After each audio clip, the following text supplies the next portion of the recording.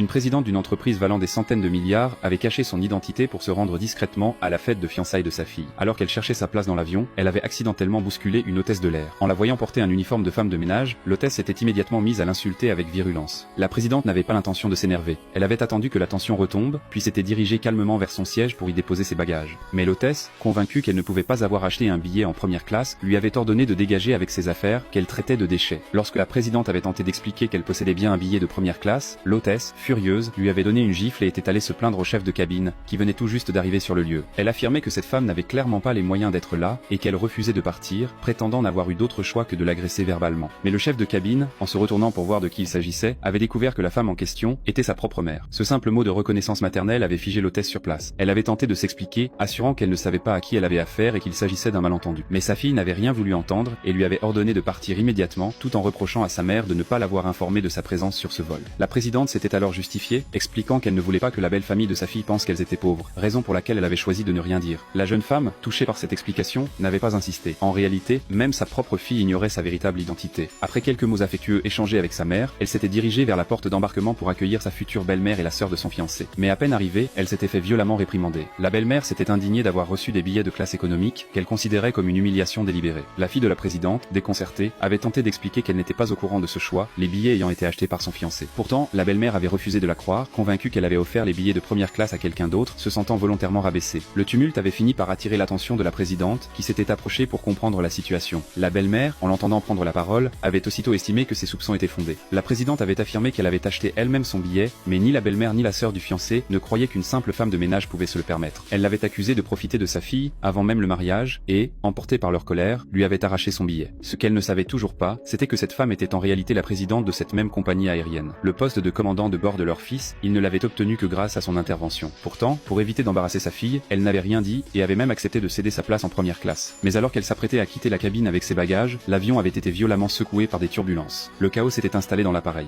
Devant l'urgence, la présidente avait donné l'ordre à sa fille d'aller prévenir le pilote qu'il devait immédiatement changer de trajectoire. Elle avait assuré pouvoir faire dégager l'espace aérien. Mais sa fille, convaincue que sa mère n'était qu'une simple femme de ménage, estima qu'elle exagérait et affirma que seule la présidente de la compagnie aurait eu le pouvoir d'agir ainsi. Sa mère, ne souhaitant pas s'expliquer davantage à ce moment critique, écourta la conversation et l'incita à partir rapidement. Une fois sa fille partie, elle avait sorti son téléphone satellite et contacté son assistante, lui demandant de libérer le couloir aérien dans les plus brefs délais. Grâce à son efficacité, la zone avait été évacuée rapidement, permettant à l'avion de modifier sa trajectoire en toute sécurité. Une fois l'appareil posé, le pilote, le fiancé de sa fille, s'était précipité pour s'attribuer tout le mérite de l'atterrissage réussi. Il prétendait que leur sauvetage n'avait été possible que grâce à sa maîtrise technique. La présidente, indignée, l'avait immédiatement contredit, en lui rappelant que s'il avait pu devenir commandant de bord, c'était uniquement grâce à elle, et qu'il ferait mieux de faire preuve d'un minimum d'humilité.